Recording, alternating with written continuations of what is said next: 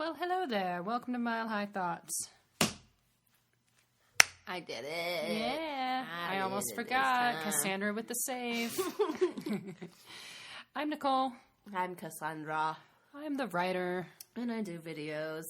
We don't sound very enthused anymore. We need to come up with a new intro if that's the best we can do. I'm sorry. It's like 8 o'clock at night or something. I'm used to being asleep by now. I think it's like 9 already, so this is shoot. This is like 2 a.m. in Cassandra time. Oh, it is. I'm sorry. I'm going to try really hard to be okay.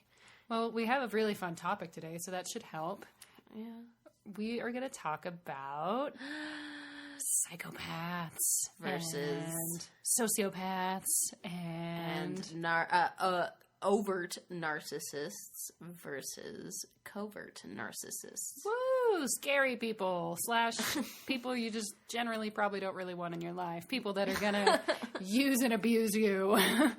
They will be in your life. They will be, exactly. That's a good thing to point out. You probably don't want to be too close to them, but you will certainly come across them. You already have, whether you knew it or not. And just one little disclaimer, we're both sick, so we're going to do our best not to, hack up a lung, and hopefully we don't sound too stuffed up, but we're doing our best here, so bear with us. Yeah, I apologize if I have a coughing fit. It's very real. It's very real, and they go on for quite a while. I'm not doing the coughing thing, but you might hear some sneezes and stuff. I'm going to try not to, though.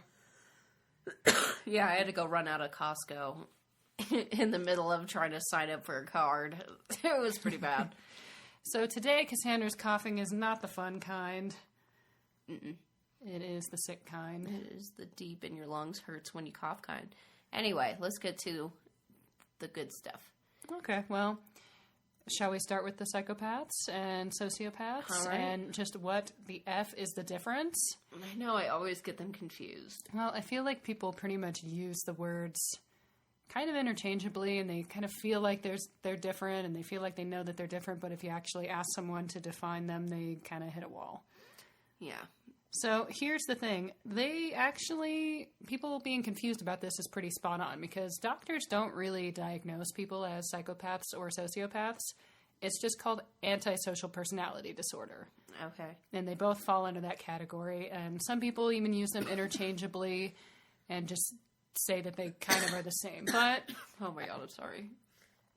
Continue. But I did find some differences that I think make sense. So I'm going to actually just start with describing what they say are the symptoms of that, which encompass both sociopathy and psychopathy. So it's not like not wanting to get out of bed and talk to people? No. That's probably just like social anxiety and depression. So if you have antisocial personality disorder, you're probably going to have some issues with obeying the laws and just lack of respect for the norms and regular accepted behaviors, which leads to a lot of criminal activity. You're probably a liar. You're into deception, manipulation, and it's all about profit or self-amusement. You're impulsive. You have impulsive behavior, irritability, and aggression. Blatantly disregards the safety and for self and others. Ugh, I can't talk today. Sorry, I'll get it together. A pattern of irresponsibility and lack of remorse for actions. So that's the description of antisocial personality disorder. And now that I've kind of looked into it a little bit, it's interesting because I see kind of which ones of those are more psychopathic and which ones are more sociopathic. Yeah. So now to describe a sociopath. One of the ways that people have tried to say the difference between them is that they say that sociopaths are kind of not as bad as psychopaths. Oh, okay. Like psychopaths have zero conscience. Sociopaths do have some understanding of right or wrong that just isn't necessarily going to influence their behavior. Okay. Okay, so they're choosing to... It's still dulled. It's still less than like someone who doesn't have antisocial personality disorder, but it's there to a degree, versus psychopaths have zero. Okay. So sociopaths are volatile, and they have just unattached behavioral patterns. They demonstrate emotional outbursts and lack of self-control, and they appear to be disturbed, agitated, and nervous. In general, they're uneducated and float by in society, and they're generally unable to hold down a job or stay in the same place for too long. And they're capable of forming attachments to individuals and in general do enjoy being around people, but they just have no regard for the rules put in place by society. They don't really observe our social norms. And they've got erratic and unpredictable behavior that can result in unpredictable crimes. And it's believed that sociopathy is the result of a lack of nurture and specific environmental factors, such as a troubled childhood, traumatic interpersonal relationships, or a history of abuse. Check, check, and check. I'm sad to say that's probably my entire freaking childhood. So you might be a sociopath? I'm thinking you're not, though. Oh, yeah. I'm pretty sure you're... I think I'm reformed. A reformed sociopath? I think so. I think I used to be, maybe. Well, I do have some symptoms a little bit farther down about kids and antisocial personality. So you can kind of look at that and see if that describes you when you were a kiddo. All right. But first, I'm going to talk about psychopaths. Okay. Because I want to just have those descriptions side by side since they are so hard to kind of tell the difference between. They're really not when you hear them back to back. So we're going to do that. Psychopaths. So this is one of the main, like, really easy black and white ways to tell the difference is whereas sociopaths are the result of that environmental trauma and things like that, psychopaths, they think, is actually genetic. Okay. Yeah, so shit isn't firing right. Yeah, so that part of your brain that tells you right and wrong, it just doesn't work. It's just not there for psychopaths. So that's why there's, like, a difference of a sociopath having, like, kind of a sense of it, but they're just not good at obeying it, versus a psychopath just doesn't even understand it. They have no regard for right and wrong. And the other big difference is that psychopaths are generally well-educated. They do hold down jobs. They're extremely manipulative, and they can gain another person's trust, but they do have a hard time forming attachments. So it's kind of the opposite, really, because sociopaths do form attachments, but they're really bad at taking care of those attachments because they don't observe social rules. Psychopaths, exact opposite. They're really good at, like, faking it and mimicking it. They observe your emotions and can read you and give you what you want, but it's fake. And they don't actually have any kind of attachment. So they actually appear more normal. This is why, like, psychopaths actually do really well in society. Okay. Because they're, like, the ones that are, like, they're the Hannibals. Yeah. Well, and, you always hear about, like, how they're, like, CEOs are psychopaths and stuff. Right. Because they don't give a fuck. And they don't give a fuck. Stressed out. They're, like, the high-performing ones, though, too. Like, not only do they, like, not have any remorse or conscience, but they are actually highly focused and ambitious, and they get stuff done. They're actually very good at what they do. They just don't care who they stomp on. Right. Versus sociopaths, they are more erratic. So they're the ones who are kind of having that impulsive behavior, and they don't do as well professionally because of that, because they're just kind of acting out. And let's see. I know there was more. What are the other differences? Okay. So psychopaths are deemed more dangerous than sociopaths, and it's because they're more calculated, and they will actually plan their crimes and, like, commit them with, like, a highly organized and meticulous just series of how they're going to do everything, versus, again, sociopaths are more impulsive about their crimes. Crimes of opportunity. Yeah. So I guess I would say that if you think you know a psychopath, you probably know a sociopath, because that's who you can actually look at them and be like, you could really observe these traits, versus a psychopath. They're very cunning and manipulative and great mimickers and charmers and everything. They're the Ted Bundys. They're the ones that everyone's like, oh my God, I had no idea he was so normal and nice and wonderful. I had the hots for him. Marry me. Yeah. Meanwhile, he's making lampshades out of skin in the basement. So that is kind of the overview of the difference between the two. All right, got it. Here are some warning signs in kids. So, Cassandra, you can go through your little checklist and see if this sounds like little young you. Okay. And all of you out there in the audience can do the same. Or if you have kids in your life. Siblings, whatever. Yeah, whatever. Warning signs. Aggression towards people or animals. Check. Violent outbursts. Check. Social isolation. Check. Lack of empathy. Check. Destruction of property. Yep. Lying. Uh-huh. Theft. Yep. Serious violation of rules Yes. or laws. Okay, all right. Okay, well, those are warning signs. They're not necessarily like, traits. That's just, hey, watch out. And we've all heard about the McDonald triad, yeah? No. You probably have. You probably just don't know what it's called. You know how they say there's those 3 things that if you, like, as a child, if you have those 3 or any combination of 2 of them, then that, like, puts you on a higher risk rate of becoming, like, a serial killer? Oh, yeah, Yeah, okay. it's like the serial killer triad thing, but it's actually called the McDonald triad. And like I said, it's for serial killers, but serial killers are usually sociopaths or psychopaths. It's like it indicates homicidal tendencies. So the 3 things, if you don't know them, and these are just predictive and associated with later violent tendencies, okay? And with serial offenses. Cruelty to animals. Sure. Obsession with fire setting. Sure. And persistent bedwetting past the age of 5. Woo! Don't got that one. Okay. So, yeah. So 2 is still like a warning, but 3 is obviously much worse. And they're just predictive and associative. It doesn't like mean it's like it is. But yeah, that's kind of a famous thing, the McDonald triad. That's kind of fun. Okay. And now, I guess since you said you wanted to just do the test, we can move right along to the test to see if you, in fact, are a psychopath. Not just for kids. No, this is just for anyone. So this is the Hare Psychopathy Checklist. And this is a diagnostic tool that's used to rate a person's psychopathic and antisocial tendencies. This was developed way back in the 70s, so I don't know if it's still good, but it was developed by this guy, Dr. Robert Hare, who was really, knew what he was doing. He was renowned in criminal psychology, and he spent 3 decades studying this, so he kind of knew what he was talking about. So here's the way it works. You're going to score yourself 0, 1, or 2 based on how much it applies to you. 0 being it applies not at all. I need a pen. Hold on. 2 being it applies a lot. 1 obviously in the middle. I know you got sticky notes or something. Oh, I got sticky notes galore. That writer life. All right. I don't even know what to do with all these sticky notes. I guess I'll do it too.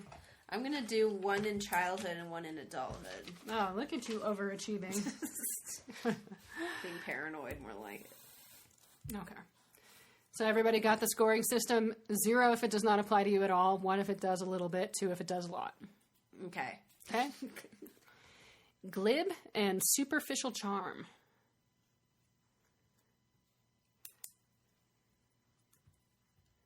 Don't look at my answers. Okay. Grandiose and or highly exaggerated estimation of self. You ready? Yeah, go. Oh, I'm sorry. Need for stimulation. Okay. Pathological lying.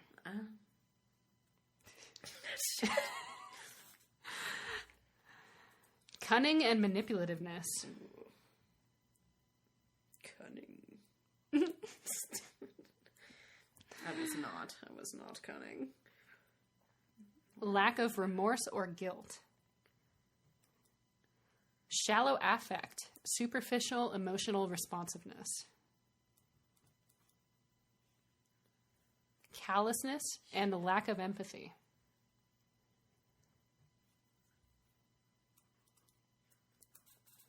Parasitic lifestyle. That's my favorite one. Poor behavioral controls. Sexual promiscuity. Oh, Jesus. Hold on. I'm like 2 behind. I'm sorry. My ADHD. I was waiting too long before, and now I've gotten ahead of myself. Yeah, now you're like going crazy. Oh, I'm sorry. I'm on parasitic lifestyle. Oh, okay. Poor behavioral controls. I guess everyone says I'm a fucking 3, so I'll just fucking go with that as a kid. Wait, 3? There is no 3. Oh, shit. I'm sorry. My edible's kicking in.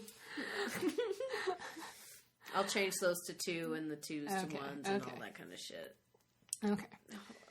Are you ready? Yeah, go for it.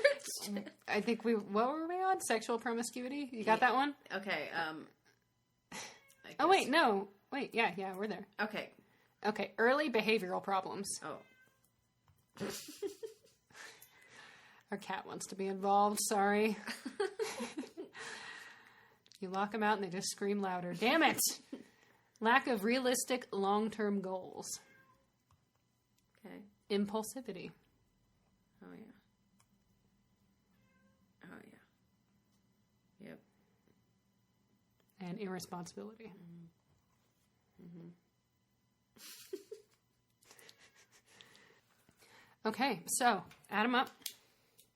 Should change all my numbers. Okay. Now I need to add it. Oh my god, what were you just doing? Changing all of my numbers. Oh, I thought you were done with that. Okay. Good thing I didn't. I should have let you leave the threes and then just like scared the shit out of you for a second. Oh my god! And then told you.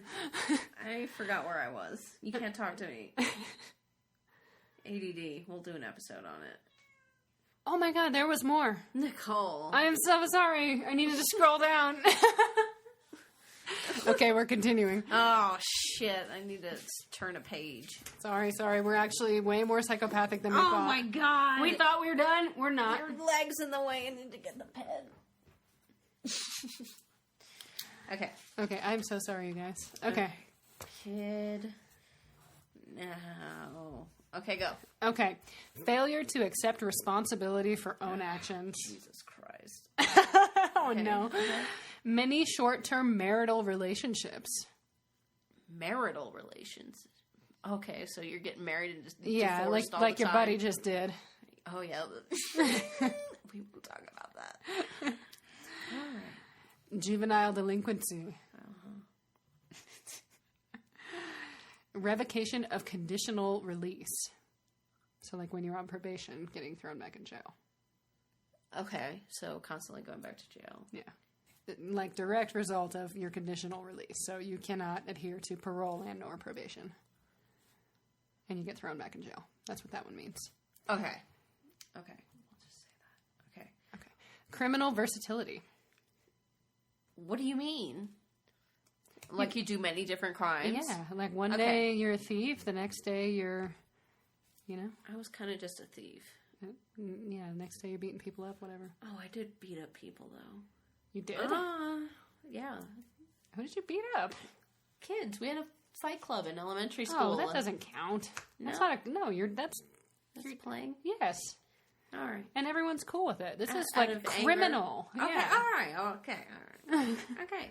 Okay. Thanks for clearing that up. Yeah, no problem. Now I doubt your results. I'm going to have to go over them with you. But shh. Okay. New totals. We ready? Oh, okay. Now we're going to actually go on to the results. Okay. Sorry, people, that I do not have myself together. You good? Yeah. Okay, so a prototypical psychopath, as in a total psychopath, the prototype, the definition of a psychopath, total, complete psychopath, would receive a maximum score of 40. Sorry. Someone with absolutely zero psychopathic traits or tendencies would receive 0. So if you receive 0, you have no psychopathic traits. If you have 40, you're a complete psychopath. Okay. A score of 30 to 40, you qualify for a diagnosis of psychopathy. Okay. Woo. People with no criminal backgrounds normally score 5. Interesting. And many non-psychopathic criminal offenders score around 22. Non-psychopathic. So you're not a psychopath, but you are a criminal offender. You would score around 22 probably. All right. Well, as a kid, I was 25, and as of now, I scored a 13. How about you? I only did 1. I didn't do a kid and other one, but just for now, I guess I did 8. All right. So we're not quite the 5s of the people with no criminal backgrounds, although I do have no criminal background, but I scored higher than that 5. This is kind of relative too, though, because, you're not supposed to do it this way, by the way. You're supposed to, have someone who actually knows what they're doing score you. Right. But I thought it would be kind of fun. Yeah, you don't take it from a 70s internet quiz. Yeah, so, well, it's not an internet quiz. It's a real thing. But it's supposed to be performed by, like, a psychiatrist, not just a you on yourself. Because you're, like, you can't see you through your own perceptions. You can't, like, how, like... That's true. How hilarious is that? Like, you've got this, like, grandiose self-esteem, which is a symptom, but you're like, no, I'm wonderful. Yeah. So, you can't really do it yourself, but I thought it would be fun. That is very true. Very true. Well, speaking of grandiose self-esteem, let's talk about the narcissists now. Let's do. I'm always, like, asking you to please clarify just what the hell this means. Everyone knows a narcissist. It's true. Well, like, Webster's dictionary is, like, narcissism means to, like, love your body. Really? Yeah. Not just yourself? No. Love your body. I guess that is the whole Greek myth thing with Narcissus. Right? Yeah. He's like in love with his own reflection. It is physical. Mm-hmm. It's like, oh my God, I'm such a sexy bitch. Yeah, kind of. Now, what I had no idea up until recently is that there are two different narcissists. So you have overt narcissists, which is the normal one. That's what you would do. When you say narcissist, as most people do, you're talking about the overt one. The arrogant one.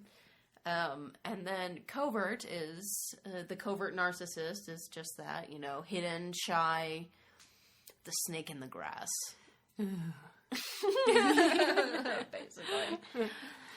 Can we just start with the normal one? Because I don't even have my head wrapped around this, and now you're adding new layers. All right, well... I know this is like a simple concept, but I struggle with it because I feel like everybody is kind of narcissistic, and I realize there's like it's a degree thing, just like we scored 8 or 13 or whatever on the psychopath thing, but we're not a psychopath. Like, I get it. It's about degree. It's like when you try to diagnose yourself medically online, and it says, like, cough, you know? And the people are like, oh, I have a cough. But really what they mean is, like, this really awful, like, hacking, you're about to fucking die cough, you know? Right. Like, everything's extreme. Yeah. Okay, so what would an actual narcissist, like, what are those symptoms or traits? Well, the grandiose thing, you know, it really just kind of depends on which one. But basically, yeah, there is a kind of self thing. So either you're like, hell yeah, I'm the best, I deserve everything, F you all. Or it's all like, poor me.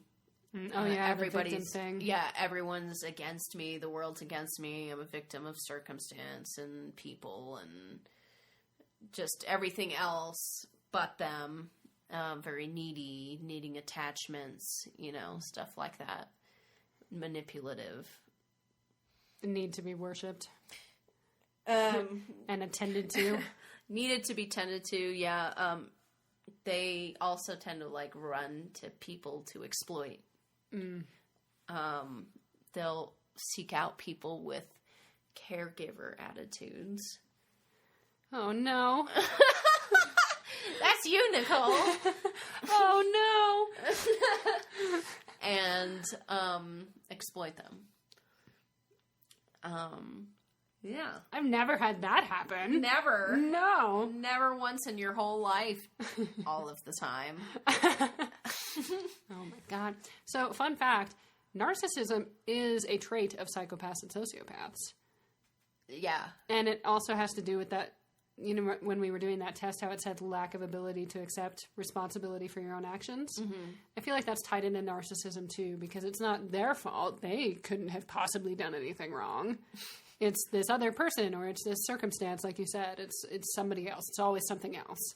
Right. And I think the finger pointing really is on either side. Even if you're on an arrogant one, you know, if something bad goes wrong, it's like, that wasn't me, or whatever. Or they'll just double down as right. So be like, yeah, I did it, and I'll do it again. Yeah. So true or false? Because there's like this very inflated self-esteem and self-image, but is this not also covering up what underneath is actually a really terrible self-esteem? Damaged self-esteem. Okay. Yeah, very much damaged self-esteem. Yeah, on both, that is across the board. So, yeah. Overt, covert, doesn't matter who you are, very damaged self-esteem. Okay, so you feel like shit about yourself, but you walk around talking about how great you are. Mm-hmm. And not just talking about it, but acting like it. Acting like the world is there to serve you. Yes. Yes. You know, it's very much, it's like the Mariah Careys, you know. Oh, yeah, it's good. See, I wanted to play this game where we, like, give celebrity examples, but I'm really bad at it. Trump, obviously. Yeah. Check, check, and check. Yeah. With Mariah Carey, my favorite story was, like, what was it, making the video or whatever, one of her videos where there was rain. And she just, like, threw a fit and demanded that the water be warmed up before it was used. And so everybody's panicking and running around trying to figure out how to heat the swimming pool full of bottled water, you know? Maybe she was afraid her nipples were going to be hard. I think she wanted that. I'm pretty sure they were in the video. Really? Okay. Well, then there is no practical reason anymore. I don't know Snopes that stuff. I don't know. That was the only, like, even that still would have been pretty diva-y, but I could, like, understand if you didn't want your nips all out on display. You're like, warm this water up!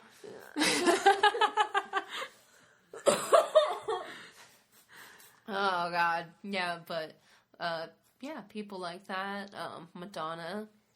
Oh, yeah. So, I mean, like, I guess all of those divas, huh? Yeah, all of those kinds of people. Kanye West. Oh, yeah, okay.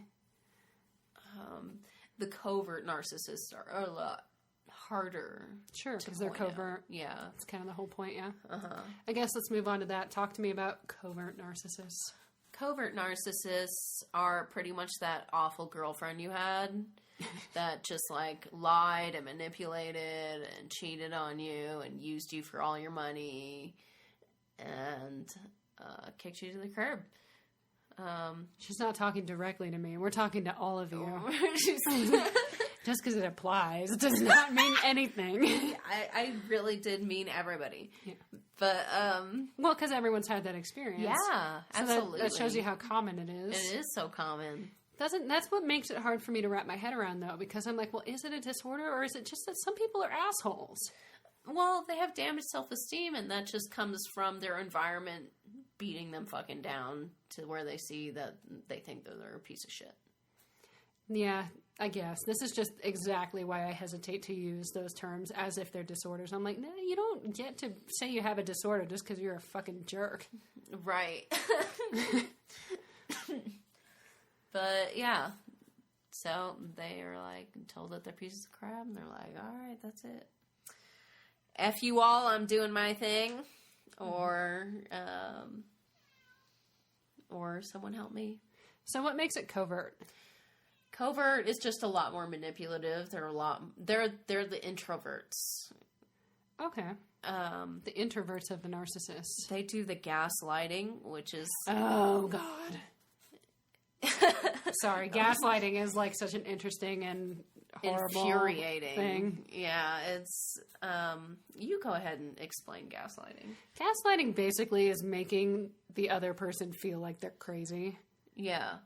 For what they're saying. Like, they say they told you something, you're like, no, you didn't, you know? Like, you just making and persisting enough to make that person doubt their own memories and realities. And I realize that to an extent everyone argues over something that did or didn't happen at one point. But this is doing it intentionally to make them feel crazy. We're not talking about a genuine you remember stuff different thing.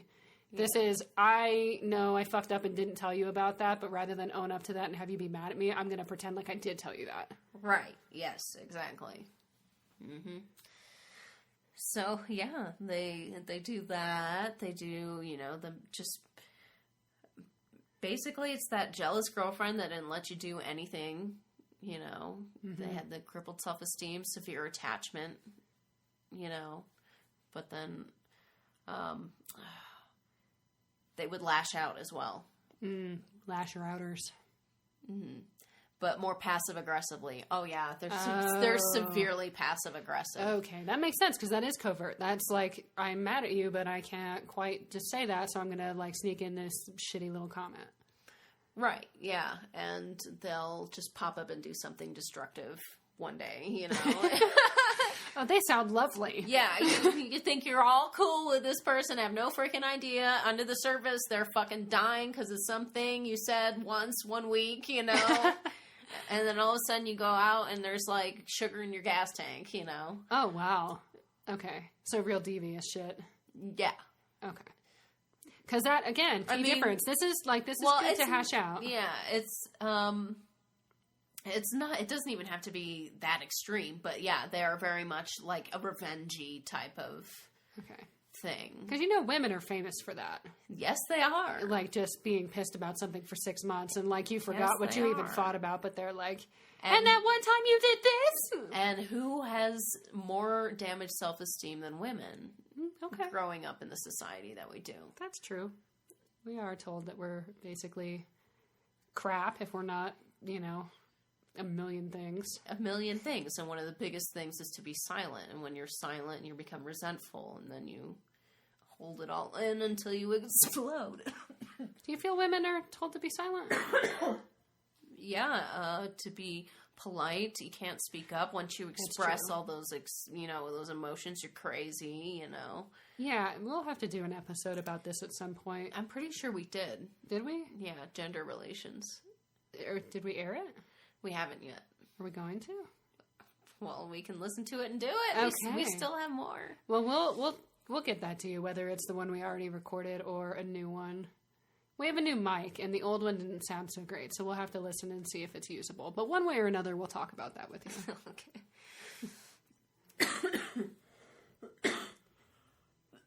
I apologize. And I'm about to sneeze, so. Oh, wait, no. Okay, and it's gone. Okay. What the hell were we talking about? We were talking about those dang narcissists. It. Yeah, we just know all those kinds of people. So here, I'm gonna make you humor me. Okay. Because my problem is not understanding, again, when someone is just kind of like not got the best personality and when they actually have what you would call narcissistic personality disorder or covert narcissistic personality disorder.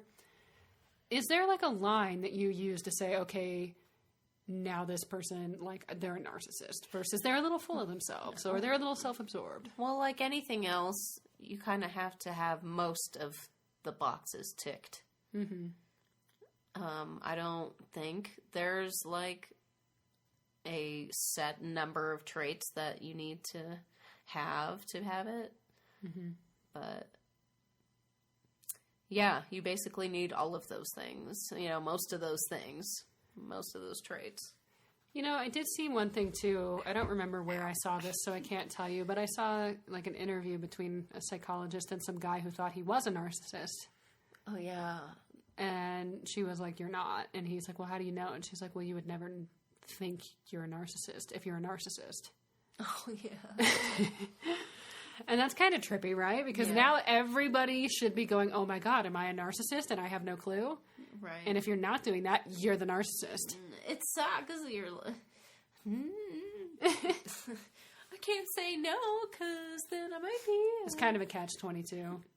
But yeah, basically the point was that if you're self-aware enough and concerned about your behavior enough to even be speculating in a serious way that you are one, you're probably not. Word. Yeah. I think I used to be a covert narcissist. Really? Yeah. Based on what behaviors? All of them. Okay. You're a psychopath, you're a narcissist. I'm learning so much. Aww. No, not psychopath. Sociopath. Sociopath, sorry, yes. You're right. Which is much better. I'd rather you be a sociopath. Because at least you have some form of conscience, even if you don't listen to it. But according to that little thingy, I wasn't even any of that, so... Yeah, even at your worst, right? You still weren't a psychopath. Well, that one was for psychopathy, the test. So you're not a psychopath. You're probably a sociopath. I used to be a narcissistic sociopath. Oh, man. Do you really think you were? Is that something you can stop being? I would think so, because if you cure that self-esteem... And that one is the one that was based on environment and personality and stuff versus the psychopath where that's your brain. You probably can't do anything about that. But yeah, I guess a sociopath, you would be able to get better. Right, yeah. I did have a friend whose son was a sociopath. Yeah. Yeah, and she kind of described to me how that went because she said that he was acting out. He was doing a lot of things on that list, you know, hurting animals, setting fires, blah, blah, blah. And she like kept taking him to psychs and stuff. And she got to the point where the psychologist or psychiatrist, I don't know which, but one of those, he said, okay, so your son is a sociopath, but I'm not going to call him that because it'll ruin his life. And he didn't diagnose him, but she went through life knowing that he was one. Oh my God. And so did he treat him or anything? Yeah, I mean, he did the cognitive behavioral therapy, and I think he was on meds. I don't know the specifics, but yeah, I mean, they treated him, but they just didn't diagnose him as a sociopath. They, like, disguised it as something else because has such a stigma to it that it was gonna derail his life. Damn. Well, that guy was looking out for this kid. It was, and I knew this kid, and I was like, please diagnose him. Motherfucker is scary. Oh, no. So, yeah, I mean, he did the kid a favor for sure. And when I say kid, he was... I mean, I think when he started this whole process, he was probably younger, probably 14 or 15. But, yeah, by the time I knew him, he was early 20s. And, yeah, I'm like, I guess you did him a favor, but I don't know that you did the world a favor because I'm pretty sure this dude's going to, like, kill somebody. God. Yeah. That's not good. Yeah, which is not always true of sociopaths or psychopaths, for that matter, by the way. They are not all violent. I was just wondering about that. No, they're not. And that's, again... and I was like, maybe I'm not, because I wasn't violent. Nope, you are. You're just a functioning one. No, I don't think you are. But... yeah, no, I mean, that's who is actually productive in life, right? Those are the ones that go on to be the CEOs and lawyers and everything. They've channeled that interest. They have focus. They just see people differently, and they're probably not good in relationships. They're not people that you want to be in love with because they can't really return that. Mm-hmm. They don't care about you enough. And even though sociopaths do form attachments, they still probably wouldn't call it love necessarily. Right. It's... being attached for the sake of being attached. Yeah, well, and you're not emotionless. You just lack empathy. Yeah. You know, so you can appreciate that person and care about that person. You just can't assume their point of view or feel what they're feeling, you know, or identify with them when they're feeling something. So it's like... as much of an affection as you can have for someone without really having a two-way street going on. Oh, excuse me.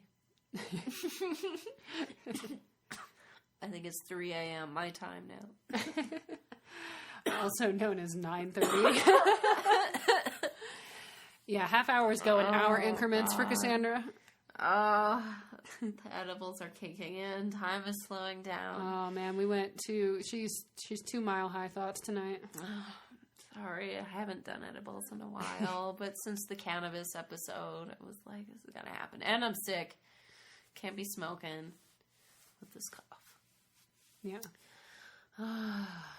Yes. So, everyone knows a narcissist. Yes, who do you know? Do you know narcissists or psychopaths or sociopaths? Any of them? Yeah.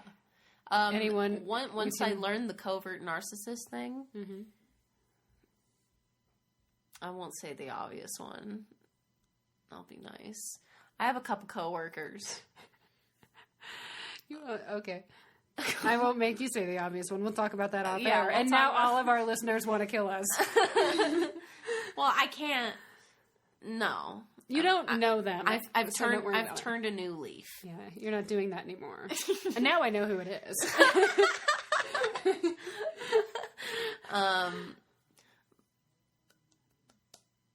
Yeah, I have a couple coworkers that are really, oh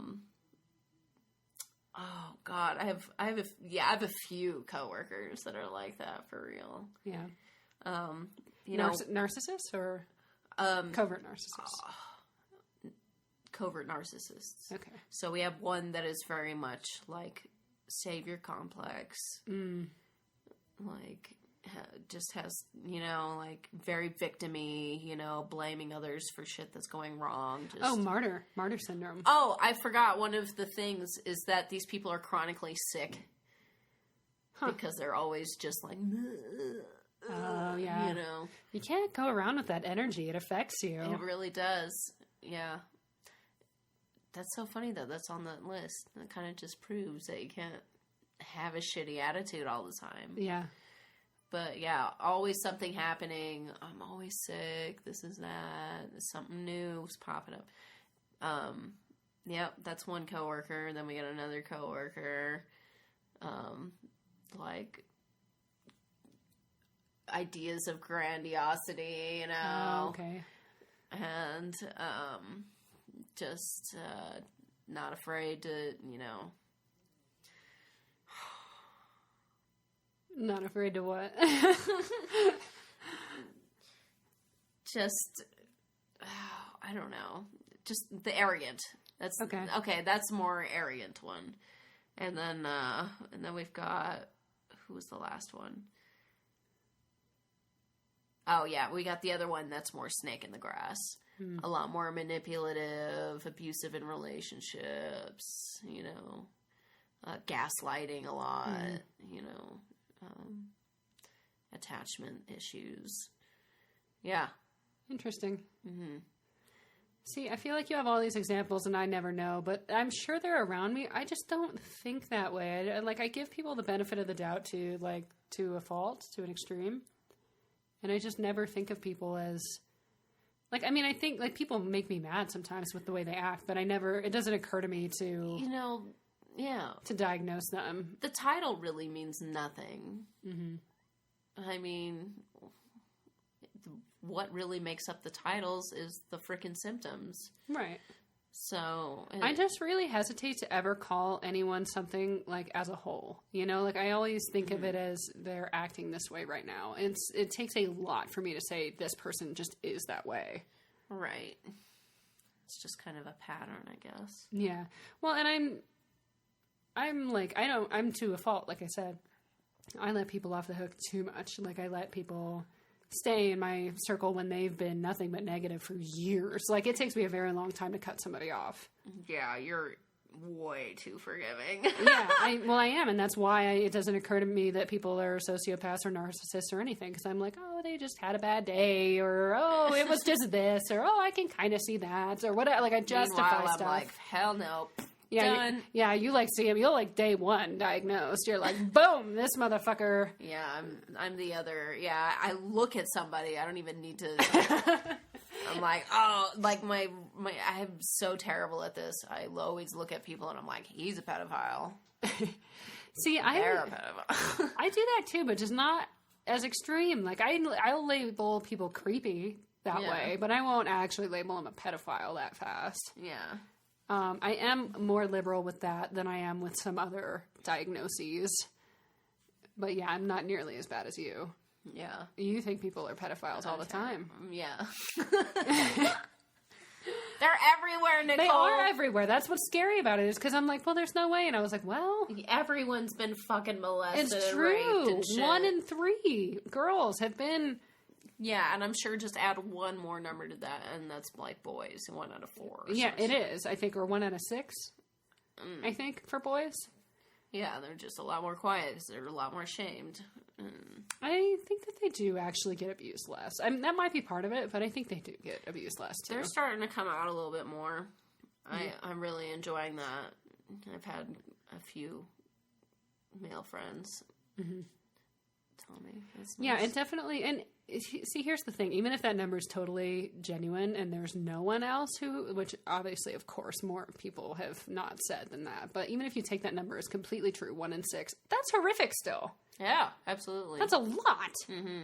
That means most rooms you're in, several of the guys and many of the girls. Oh, that's my new field that I would like to delve into. Field, I say.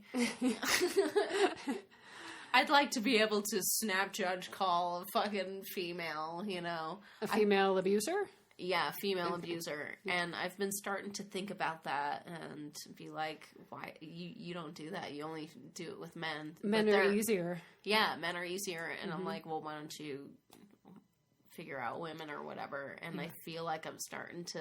You starting to get it? Yeah. What do you look for? I've got one. What do you look for? How they interact with children. Their personality. Is it childlike? Okay. But there's also like, there's also quirky and, you know. Yeah, there's a weirdness. Other people, but it's a little more extreme though. I feel like those like dreamy, detached type girls, women. Dreamy, detached. Yeah, who kind of like Michael Jackson touch you, you know, like all soft and slow like, and a little too dainty and weird, you know. I'm not used to touching people, but I want to. Yeah. Think Michael Jackson, but a woman, which he practically seemed like one anyway. Yeah. I'll have to tell you later who I think is one. I never expressed this to you. Oh, okay. Do I know them? Yes. Ooh, fun. Make the audience mad. Number 2. Nah, they don't. You wouldn't know who they are anyway. It doesn't matter. But I just know I get super pissed when people share secrets and I don't get to know them. But you're right. It makes no difference to you because you don't know them anyway. So it's Sally McMolester. Ever since you told me just stare at somebody back when they're staring at you, that's like my favorite thing to do to pedo-ish people. I'm so happy that you enjoy that. I so enjoy that. I'm like, that's all I have to do. I just don't cower. Don't break the stare. Yes, that's pretty much it. But let me just basically say this is something I discovered, and it's very hard to do the first couple times. When you... And ladies in particular, this will happen to you soon because it happens to women all the time, probably more than you even realize, but this exercise will make you remember. When a creepy guy is making eye contact with you and making you uncomfortable and you look away because it's making you uncomfortable and it's creepy, my exercise is just do not look away. Maintain eye contact for however long it fucking takes. And this is painful the first few times. It can even be painful later, but you get better and better at it. But yes, they will eventually break eye contact and have to look away in shame. But it's kind of shocking how long it takes and how brazen these people are. Oh, yeah, it takes a hot second. It does. I mean, sometimes it works really quickly. I'd say about 50% of the time. You know, let me think. About 4 seconds. Which feels like an eternity in awkward eye contact land. Yeah, that's the fast version. But then there are creeps that will hold it for like 10. Yeah. And it's really uncomfortable. Yeah. And it just sounds like 10 measly seconds, but fuck, those seconds are long. That's a long time when you're just dead eye contact with somebody that you don't know. Yeah. Like... And they're all like looking at you all lustily and wide-eyed and yucky. And it's just like, ugh. And so hard. You must do this with an intimidating straight face, by the way. Otherwise, they're going to think you're trying to, like, flirt with them. So, if you've got, like, a very friendly, approachable face, maybe this isn't for you. But if you look like a bitch like us, then just stare them the fuck down. Yeah. All right. Well. Do in a safe environment, too, though, because I think it's kind of like cats, you know? Like if you maintain eye contact with a cat, it'll get pissed and, like, smack you. Yeah. Yeah. I don't know. Would that really happen? Well, I don't know. I guess it would depend. Maybe some gang member, some bitch, what you looking at? Yeah, no, I don't mean they're going to smack you like the cat. I just mean that they could, like, take it as, like, conflict. Mm-hmm. It is conflict, but they could react to that conflict in a way that you don't want. Yeah. So use with caution, but if you're in a safe environment, it's very satisfying to just stare down someone who's being a creep. Oh my God, when they look away, it's the best. Such relief to know that his eyes are no longer on you. It's, Well, and you just made them uncomfortable. And it's nice to do that because they made you uncomfortable and you, like, returned the favor. And you won. Yeah, you won. Oh, God. I hope no guys listen to this and they're like, I'm just going to continue to stare. Now, if you're a guy listening to this, hopefully what you're taking away from this is don't fucking do that. Right? If they continue to do that shit, fucking call the police. Yeah. Listen, guys, and I know most of you are okay about this, but if you think a girl is cute or you're interested or whatever, just go fucking tell her. I know, everyone's like, I don't know what to... Talk like a normal fucking human being. How do you go talk to your friend, you know? Or, like, you're going to a fucking job interview or whatever, you know? It doesn't matter. You just go, hey, how's your day? Fucking make small talk.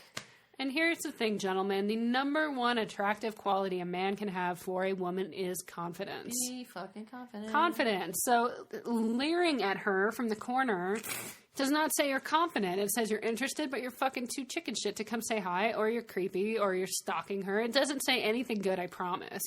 But just coming across the room and starting a conversation, especially if you're going to just straight up ask her out, says confidence, as long as you're doing it in a respectful way. Yes, respectful and confident is the sexiest thing ever. Because so few people can do it, especially now that there's online dating and shit. You know how, like, scarce the men out there who come up and can actually have a genuine, respectful, real conversation and just straightforwardly tell you they're interested? You're a rare breed. So suck it up and do it, guys. Advice from lesbians. Heart. We say this with all intentions for you to get laid. Yes. Please, it's okay. It's so easy. It's so easy. This is why lesbians make good wingmen, though. Because we know what girls want. Yeah, we know what to come up and start talking about. Yes. But we also know what guys want.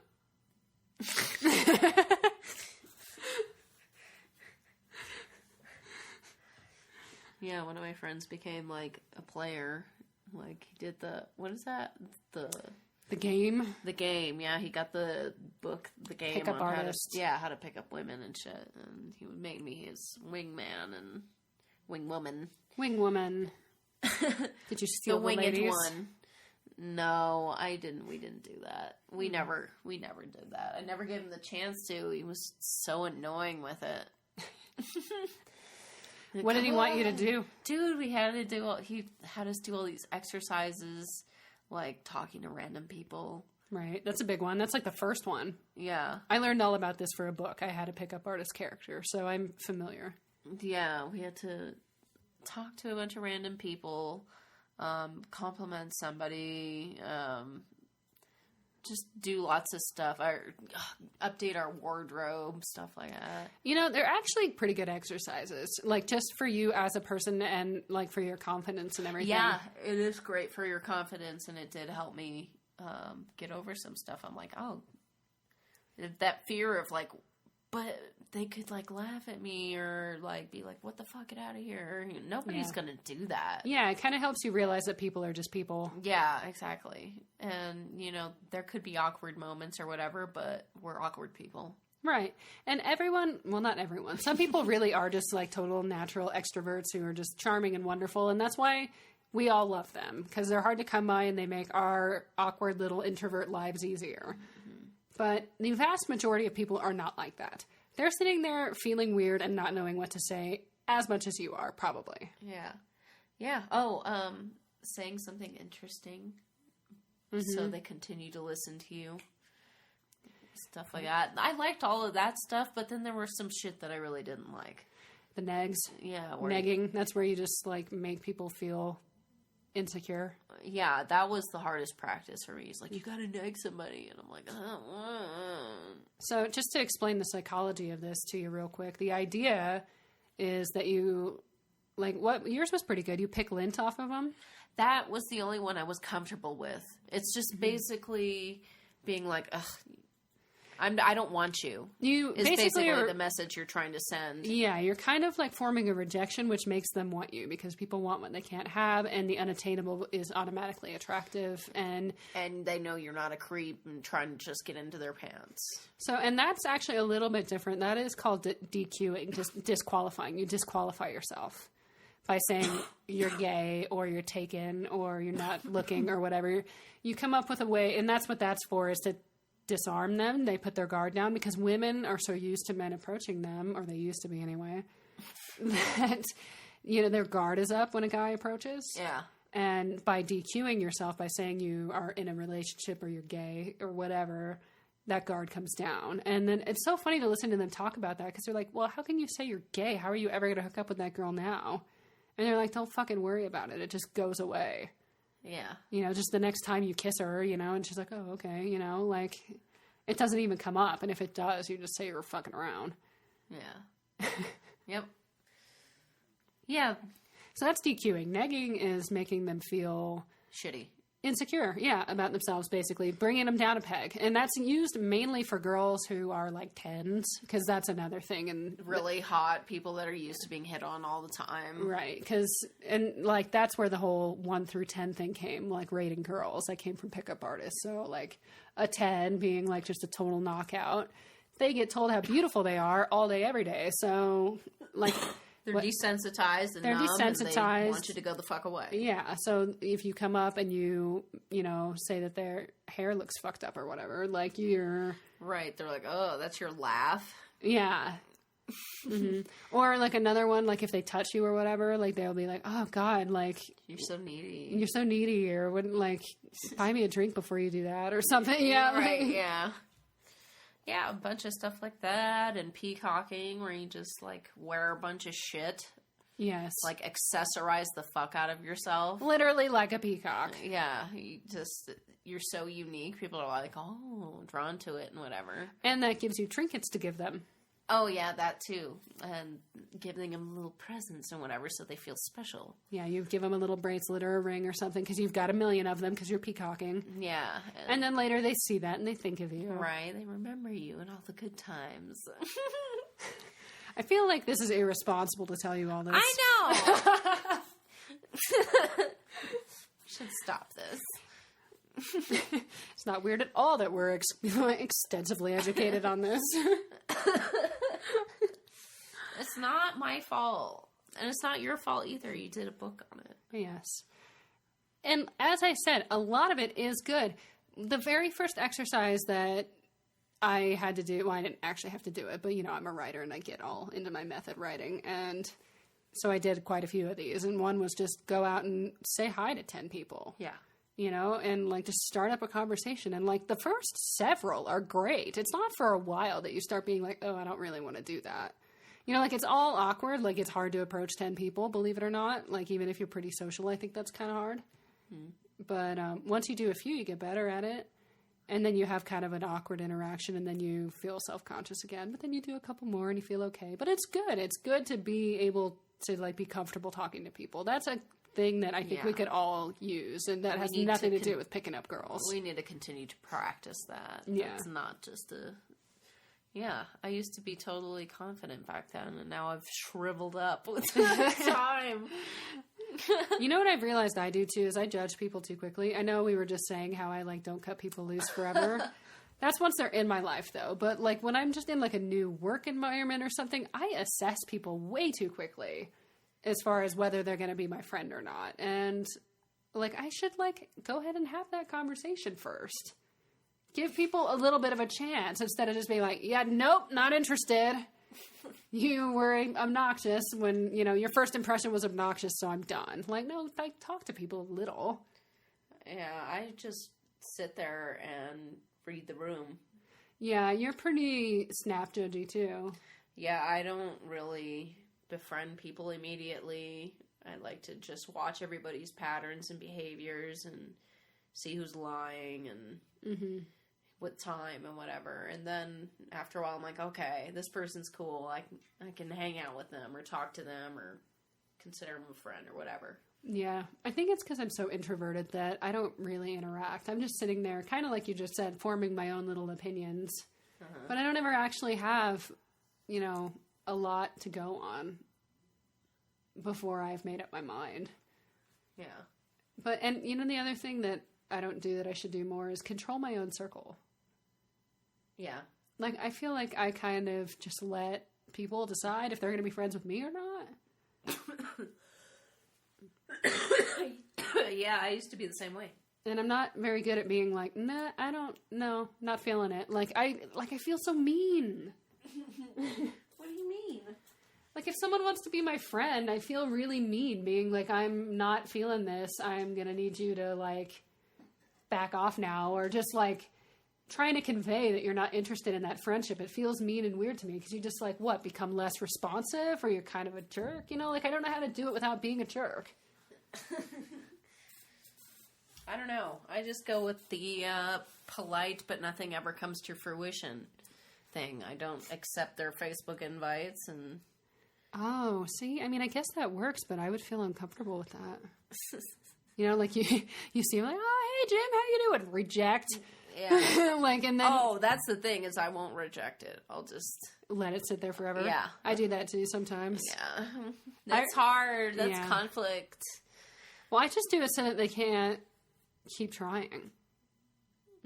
Because I don't want to block them. That's kind of extreme. I do that, too. Where, like... I'll decline and block. Yeah, because then they can't see you. Yeah. Yeah. But they know what you did. That's the thing. That's what I'm saying about it. I have to really hate someone to be like that because I feel like it's mean. Yeah. I guess I should think that it's mean. Well, no, but because the whole reason this came up is because I'm saying we should control our circles better. Mm-hmm. I'm just bad at knowing how to do that without hurting people's feelings. I don't know. I don't know. That's what I do, is just being polite. Yeah. This goes back to what we were just saying, though, about how girls feel the need to be polite. And, I owe you my friendship, you know? Like, or I have to let you be in my life or whatever. Like, no, I don't. Nope. Yeah. Men don't have this problem. They don't give a fuck. Like, yeah, that guy's a tool, and they're done. It's a self-esteem thing and a boundary thing. Mm-hmm. Yeah. Well, I'm going to certainly get better at it with psychopaths and narcissists. You like how I wrap that around?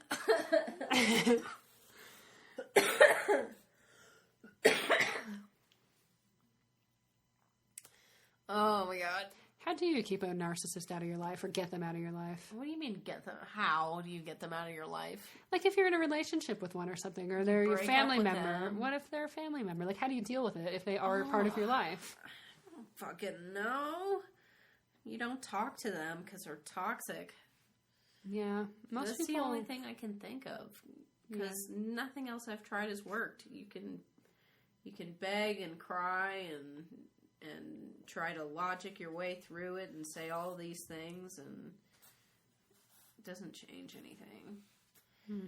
So maybe that is the answer, because I would certainly say it's the answer with like sociopaths and narcissists. I would like feel okay about being like, yeah, you're just not going to be in my life because I'm afraid of you. I can't trust you is what it should say. You know, you don't respect my boundaries. You don't respect my words or anything like that. And I gotta cut you loose for that. That's one of my boundaries. You have to respect me in order to be in my life. Narcissists can respect you, though, yeah? It's all about them, but that doesn't mean they don't care about you, I'm too. I'm trying to think about all these narcissists. You're like, has a narcissist ever cared? I don't think they respect you. No? No, narcissists do not respect. Really? Yeah. Because they're just too self-involved, too? Yes. Wow. That might be a good way to define the difference between someone with narcissistic tendencies and an actual narcissist. Mm-hmm. Ability to respect others. Yes. They are very distrusting and lack respect. I like it. Glad we finally boiled that down. I've been crying about what is a narcissist for months. Back when it, like, well, yeah, because I don't know if you guys all remember, but for a little while, it was like the hot issue. That was all over Facebook. Oh, are you dating a narcissist? Are you a narcissist? Narcissist. Everyone was talking about narcissists. And I was like, what's a narcissist? I don't get it. Yep. Can't always get what you want. One of these days we'll have to talk about some of the others too, because there's another trio, right? What? Borderline, bipolar, and I don't know what the third would be that goes with that. Borderline, bipolar, and schizophrenic? No, that's kind of its own thing. Borderline. I might have made that up. I don't know. But maybe those are the three we'll do. We'll do more. Borderlines are another one I don't really get. I get them perfectly. Well, I mean, I get them, but here's my thing. I have a problem with personality disorders. Because that basically, and granted, Let's just talk about it. I'm no psychiatrist.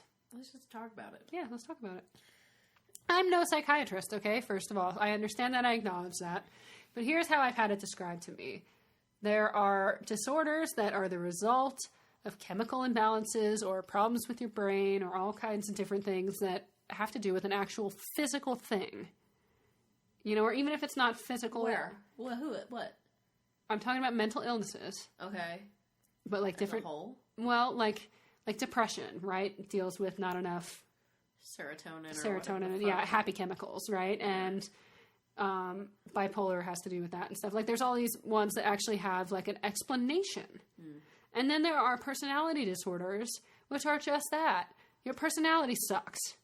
And I don't feel like you get to call that a disorder. And now I'm going to like totally like raise everyone. It's going to be so mad at me. But as I was saying that, I was like, oh God, I'm in trouble. La. Hear me out though. I'm like, I don't mean to hate on anyone. I'm just saying that like, basically the way it was described to me is that there's just a flaw in your personality. And I'm like, how is that a disorder? That is just a bad personality. Yeah. And I know it doesn't work like that. Okay, so before you get out your pitchforks, I get that it's more involved than that. I do. Yeah. But that is kind of my reservations about it, where I was like, do you get to just claim that that's a disorder, you know, or should you just go ahead and deal with your shit? Yeah. Because we've all got shit. They're just naming all of the personalities is kind of what it is. Yeah, I wouldn't even call it disorders anymore. Exactly. That's all I'm saying. You're just naming a bunch of traits that make you hard to be around and calling it a disorder.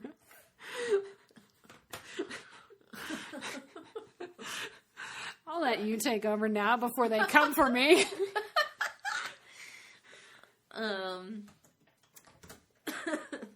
Well, borderline personality, and I know quite a few have dated one in the family at least. They are so damaged in their self-esteem, and yet they also think they're the shit. I think it's an inferiority superiority complex. Inferior superiority complex. Borderlines? Yeah.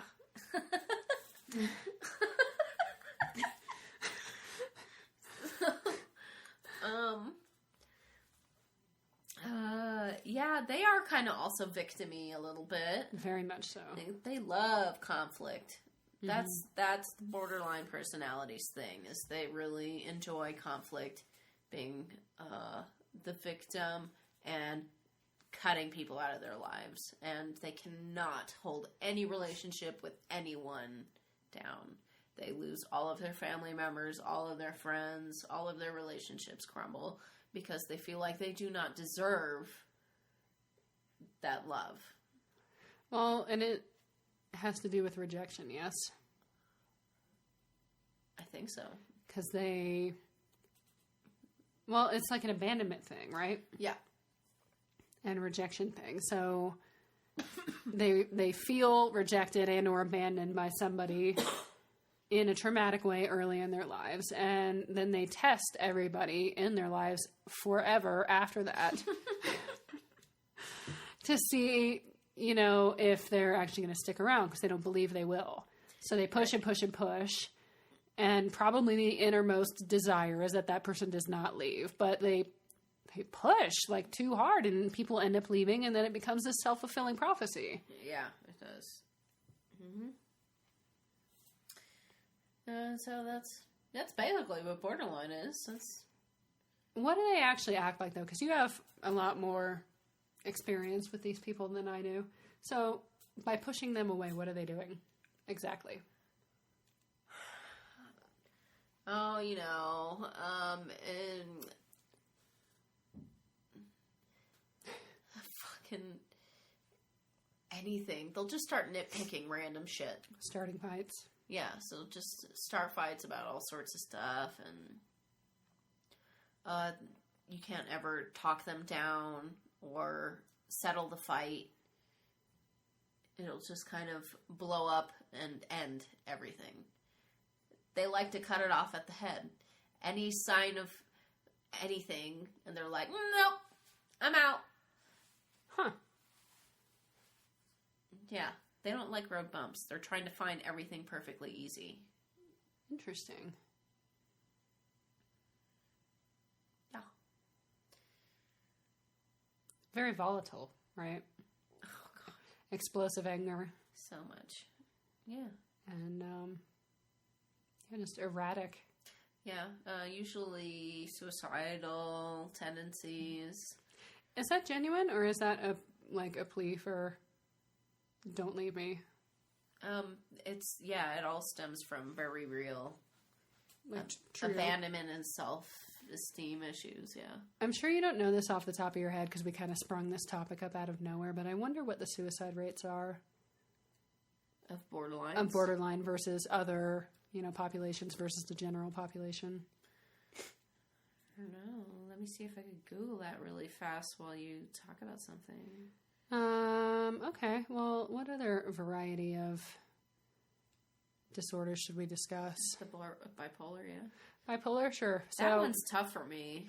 All I know is, extreme highs and extreme lows. Not just I'm happy 1 minute. Oh, I'm sad the next. Mm-hmm. It's awake for days. Yeah. Well, I mean, that's pretty much the gist of it. They used to call it manic depressive.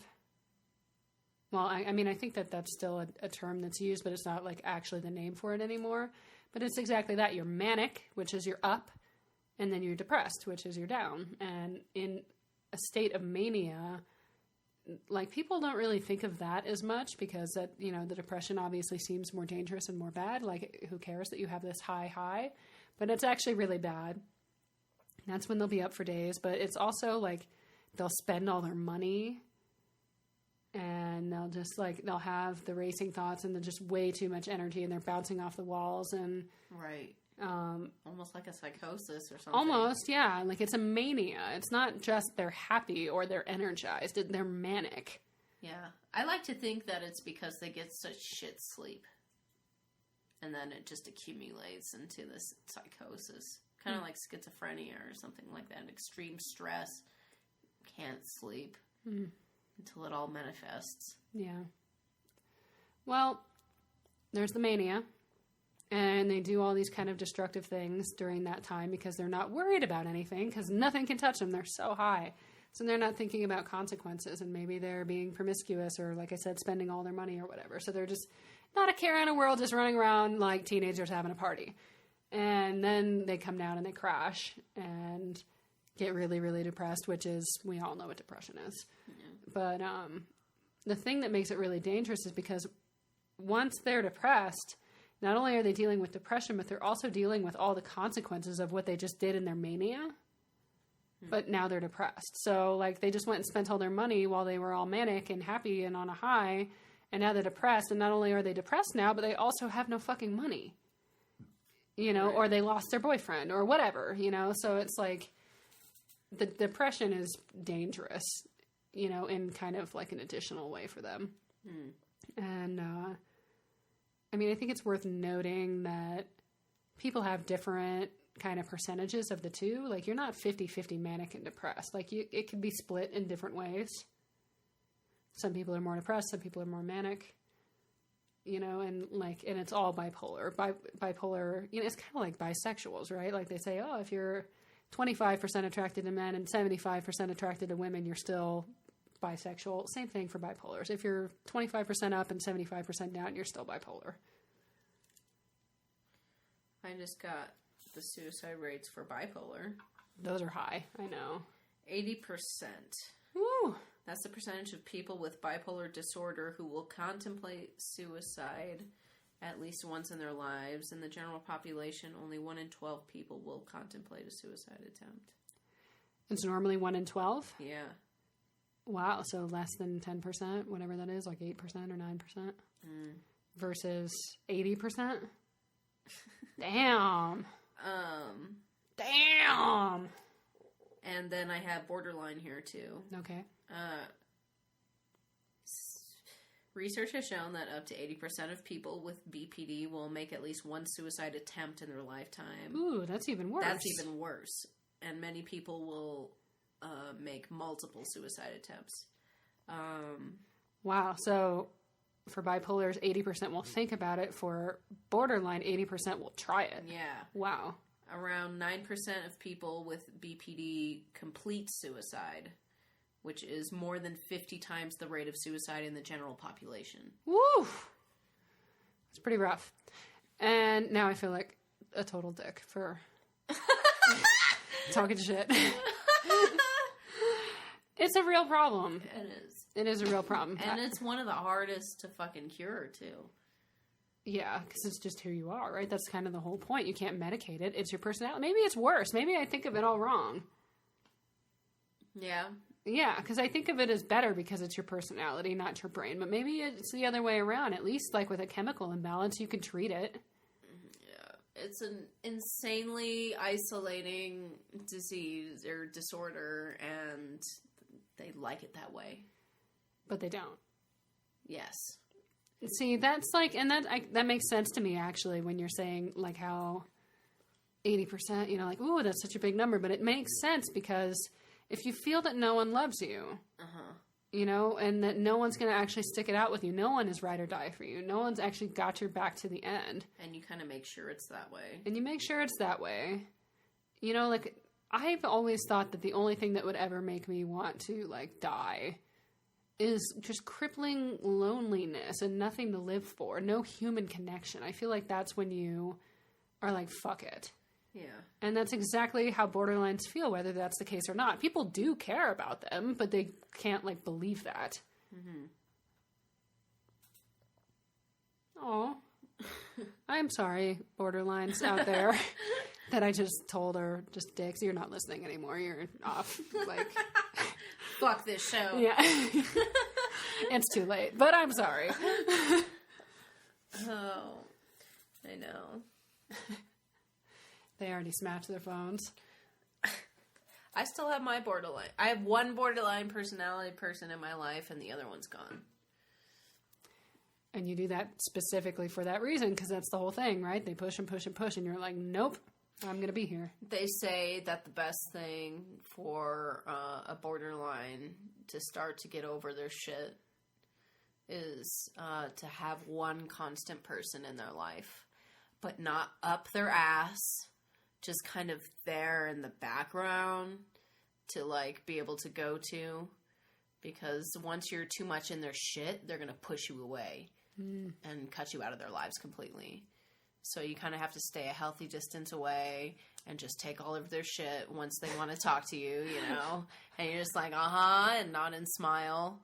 And, You know, you just brought up a thought for me. I'm sorry, were you finished? Yeah. Okay. So I saw a thing, and you might have seen it too. It's been circling around on Facebook, and we know how that is. It's just this little incestuous pool of a handful of memes and videos. So you've probably seen it. It was a video talking about addiction. And the guy was talking about how the thing that addicts need is love and connectedness. and that we as a society kind of outcast them and take away all their support because we call it enabling, and we just cut them off. And that's how we know to treat it, or to like try to get them to change their ways. Kind of, you know, it's kind of like intervention, you know, like you all come together and we say, hey, we love you, we want you to get better, but guess what? If you don't go to treatment, no more. Not talking to you, not helping you, nothing. Yeah. And he was kind of saying that's not, you know, that's what everyone thinks of, and it kind of works, and so it's accepted, but really that's terrible. We need to stop doing that. And that the opposite of addiction is not sobriety. The opposite of addiction is connectedness with society, and that these people who are addicted don't feel connected to society, and you have to make them feel that, and then they can come and be healthy.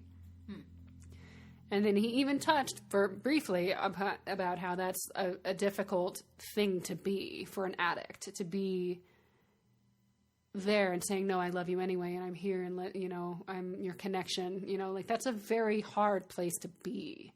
If you've never had an addict in your life, like just watch Intervention. They're terrible.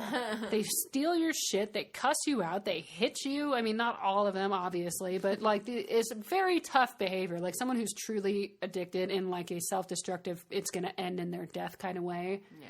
They are horrible to be around. They just suck you dry and abuse you, basically. And he's saying, well, you got to be there anyway and make them feel connected. And you made me think of that with your borderline person who you said you're going to have to just take all their shit and just be there anyway. And it just made me think, like, what is our obligation to people with these different illnesses, whether it's addiction or mental illness or whatever? Like, what is our obligation? Because, yeah, we care about them and we want to bring them back into society and help them heal and help them feel loved and not just write them off. And at the same time, you also hear so much talk about boundaries and self-care and self-love and take care of you. And how can you do that if you're letting somebody take all your shit? Yeah, that's true. I think those two girls in that one Intervention episode had it down. You know, where they went in and they were like, hey, we love you. Let me cook you some food. Here, let you eat this, you know. But the second she was like, hey, go get me some alcohol, they were like, all right, peace, I'm out. You know, this ain't my jam. I love you so much. Later. You know. I just feel like that makes it kind of a cozy environment for them to continue because they get to have you in their lives and they get to go drink or whatever their drug of choice is. But they're not actually going through with it. They're not enabling them. Yeah, they're not helping them, but they are letting that life be bearable. Because the whole point of an intervention is to raise the rock bottom, right? So rock bottom, the ultimate rock bottom is you die. And the whole point of an intervention is to raise that rock bottom. You make them stand to lose everything they care about in the hopes that that's bad enough that they're willing to change. Right. If you're just being in their life, you know, and showing up and I love you so much, like, doesn't that just make it a pretty cozy existence? Doesn't that take away incentive to change? I don't know. Kind of. It's a balancing act, I think, you know, of drawing lines, but still being polite, you know, and respectful. Right. And loving, so. Yeah, I did see that one Intervention episode that horrified me, and I'm sorry I talk about Intervention so much, but... I fucking love that shit. But this girl was, and she was awful, don't get me wrong, she was taking thousands of dollars from her dad and just bleeding him dry and just awful and lying to him and everything. And he found out that she had been lying about all this shit, and he just went off and said, I hope you die. Why don't you just die already? I don't even love you. Like, the worst things you could even, like, think to say, basically. Like, just, you're trying to think of the worst thing you could say to someone, and he was saying it. And that, I thought, was fucked up. And that kind of made me think of this, and how, like, yeah, okay, that's not what they need. They don't need to be hated and attacked and scorned. Yeah. But I don't know, like you said, it's a balance, because they also don't need warm and fuzzy, it's okays. Right. Yeah, and they So can it's say not that. okay. Yeah. You can be like, hey, I hope you get help. You know, I really wish you could get help. If you want me to help you to get help, let me know. You know, and just knowing that you're there. But the second that they're all like, too much or whatever, you're just right there to be like, I'm done. That's a line for me, but I love you. You know, I'm calling it right there. Yeah. Addiction's a trip. That's a mental illness in its own. Yeah. It's kind of like, I don't think people really think of it that way necessarily, but it is. Yeah. Or it's an illness for sure. People aren't even, you know, universally accepting of that. They're like, no, that's a choice. It's not an illness. It's a choice. But at a certain point, it becomes an illness. Yeah. You're killing yourself and you can't stop. That's a fucking illness. It's like anorexia, kind of. Oh, gosh. Can you call that a choice? I mean, they're choosing not to eat, but they're ill, you know? Like, the things can exist at the same time. Yeah. The shit that can stem from self-esteem issues. It's ridiculous. Yeah. Well, yes, that does have a lot to do with it, but that one is, like, anorexia is so much about control. It's about having a loss of control. So many of those girls have just gone through, I shouldn't say girls, guys too, but more girls than guys by far. But, like, they just go through so much, usually, you know, and they've been abused and stuff, and they have no control over their lives, and that's the only thing they can control. Yeah. That one's a trip, too. That one, I think, is I can't remember the exact way this was worded, so I'm sorry if I'm fucking it up, but that is the mental illness with the lowest recovery rate. Like, they don't get better. Like, I mean, of course, some of them do, but a tragically low percentage. That's a very tough one to get over. You know, Roseanne said that the girls on Friends were anorexic, and now I can't unsee it. Yeah, they are very thin. I never thought of that before until that, and then I started to really look, and I'm like, that's her fucking collarbone jutting out. And collarbones jutting out is normal. It's the tiny, tiny little arms. Yeah, I'm not saying I don't see it. I'm just saying the collarbones doesn't do it for me. Like, you can see most people's collarbones, but, like, the shoulders are a little creepy at sometimes. So I see it. I don't think they actually were, but I do see what she was saying. But yeah, that did that to me too. Yeah. Because we saw that at a time we were watching Friends, like, a lot. Yeah. And the next time we saw it, I was like, ooh, they are a little skinny, aren't they? Yeah. They are a little bit skinnier than skinny, aren't they? Yeah, yeah. I don't think they actually are, but they are very tiny.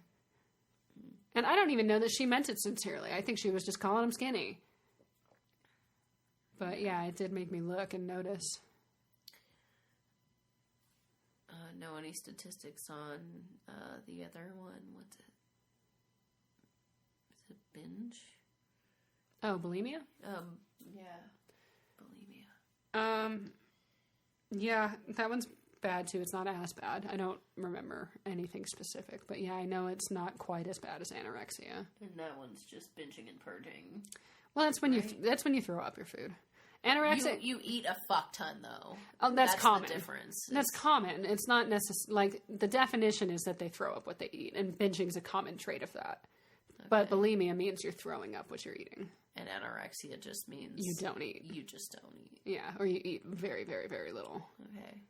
And they can, go together for sure. I mean, anorexia is you don't eat. But it can be predominantly one or the other, because a lot of time bulimic girls or people don't eat very much, and what they do, they throw up. So it's kind of, but yeah, that's the difference.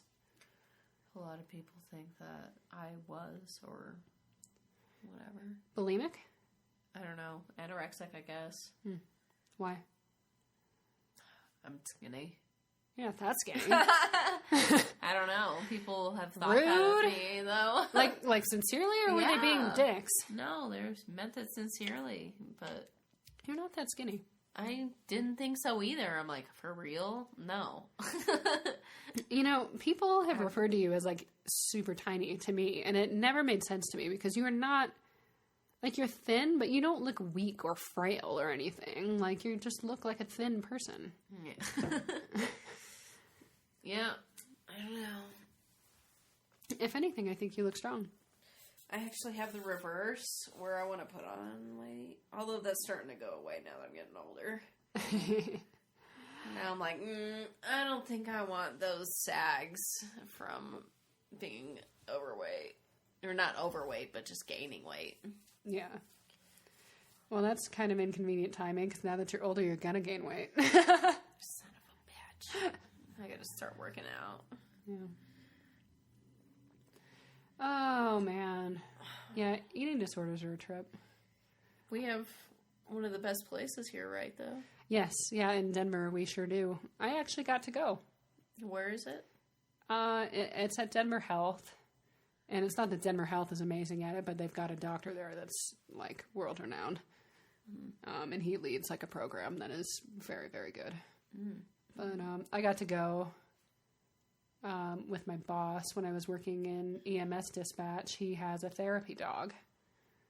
And I went with him and the therapy dog to the anorexia floor. They have a whole floor. Hmm. And, that was trippy. And because we have, like, such a good one, they've got really bad cases.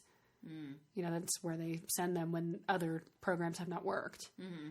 So not only was I in there, but I was in there with people who were very, very, very sick. And, like, one of the girls got down to pet the dog and couldn't get back up.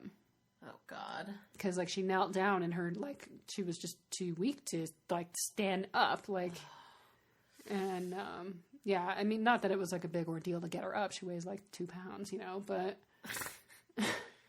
I didn't mean that shitty. I really don't. It really was easy. We, like, each grabbed an arm and whoop, up she went. It was unfortunate. It was scary and, like, sad. Yeah. But yeah, like, there are levels, like, with everything. Like, there's the skinny girls, and then there's, like, oh, okay, you're really skinny, and then you start noticing hips and shoulders and stuff, and then when they get, like, really bad, you're like, I can see your skull. Ugh. Like, that's when it's, like... That was the trippier part of what I saw there, is when I was like, oh my, I shouldn't see that. That's, like, I know what your skull looks like. You're days away from death. Yeah, like, when people say skin and bones, it was literal. Ugh. And they're probably like, I'm still fat. Yeah, exactly. Yeah. Exactly. So that's why, again, like, the whole addiction thing and anorexia thing, like, when people are like, oh, well, it's your choice, it's like, well, technically, yes, but clearly they are sick, okay? God. Because no one, like... You're sick if you want to do that. Like, it's just so blatantly obvious if you've ever actually looked at it. Like, people who treat it that way are just so insensitive. Yeah. And they're so tortured. Can you imagine you're literally starving to death and you still look in the mirror and think you're fat? Yeah, it's scary. Yeah. Scary shit. I do get it, though. I mean, I understand the kind of thrill of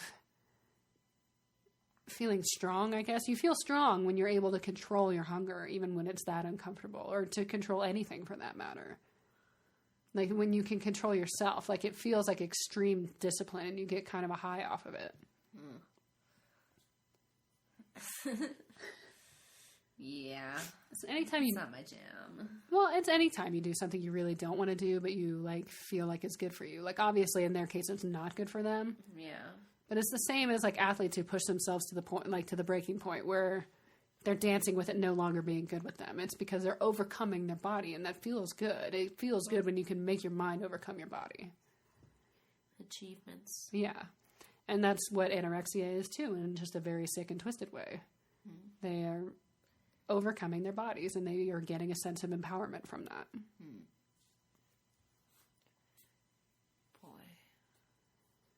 That's just one that just doesn't click with me. I mean, like, I understand why this all happened and stuff, but I'm just like, aren't you done yet? Isn't this uncomfortable and not fun yet? Like... Oh, yeah, it is uncomfortable and not fun.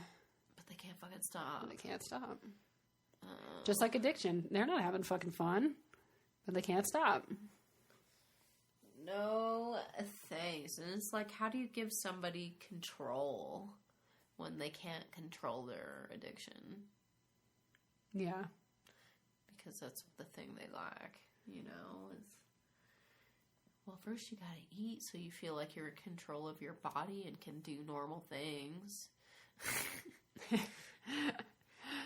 Yeah, the thing, too, that's hard is that, like, they can't really exercise, because that's another very common thing that anorexic people do is obsessive exercise. Yeah. Because they don't eat very much, and what they do eat, they make sure they fucking burn it right off, like 3 times over, usually. So they all get obsessive about their exercise. So it's like, it's kind of why, like, alcoholics tend to have a harder time than anybody else, because alcohol's still around you. Yeah. You can remove yourself from the environment that has all the heroin. You can't remove yourself from an environment that has alcohol. I still think we should open up a clean club. Yeah. That's a sweet idea. But it's the same thing with anorexia. You know, food's part of your life forever. So that might be why it's so hard for them to recover. It's not something that you can just remove yourself from. That's going to be a problem for you forever. Mm-hmm. I mean, some people do get over it, but it's a thing you're going to have to continue interacting with. Yeah. Yeah. Well, we've talked about a shit ton of disorders and mental health issues tonight. We love the mind. I'm pretty sure it's like 4:30 in the morning and the sun's about to rise. Also known as 10:30. So tired. All right, folks. Well, it's been fun. It's been so great and lovely to speak with y'all, and I hope you're still, like, not hating yourself and diagnosing all of the people that you know. Yeah, I mean, it's entertaining and fun, but don't get too wrapped up in it. Think of us as WebMD. Right. Like, you know how you get on WebMD and no matter what you put in there, it's cancer? Like, you have to have most of these symptoms and extreme. Yes. Extreme. Extreme. And you're not even supposed to do that test to yourself. So if that test freaked you out, just forget it. I'm sure there's a much more accurate one out there by now. Go to a real doctor. All right. Well, thanks for joining us on Mile High Thoughts. I'm Nicole. I am Cassandra. Like us, share us, do all the things. Follow, like, share, tell other people, spread the word of love, joy, peace. Sorry. That was very good. I'm getting delirium now. I was just watching you go. All right. I'm sad you guys didn't get to see that. It was wonderful. But it's like a cheerleading routine. It was. There were peace signs. There was waving. Okay. I'm going to bed. Good night. Bye.